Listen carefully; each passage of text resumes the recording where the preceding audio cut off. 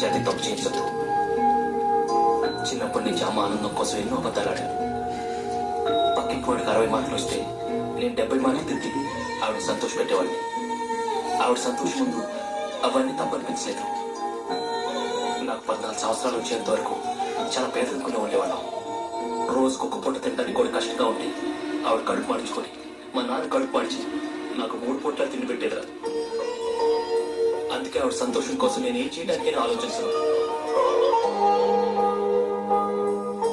ఈ రోజు ఆవిడ కోరుకున్నట్టు నేను కంప్యూటర్ ఇంజనీర్ కాకపోయినా కనీసం ఆవిడ కోరుకున్న కోడలైనా ఇస్తున్నందుకు నాకు ఆనందంగా ఉంది. అది కాదు ఇది నాకు దూరం చేయగలరా. మొట్టమొదటిసారి జీవితంలో మా అమ్మ కోరుకున్నది నిజాయితీగా ఇవ్వగలుగుతున్నాను.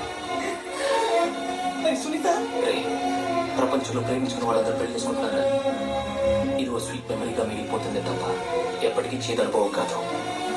మధ్యలో లావణి చేసిన తప్పేంటి, వాళ్ళ కుటుంబం చేసిన తప్పేంటి?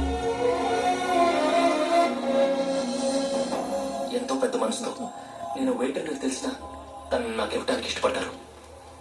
ఇంతమంది మంచి మనుషులు బాధ పెట్టి నేను సుఖంగా ఎలాగ ఉండగలనరా?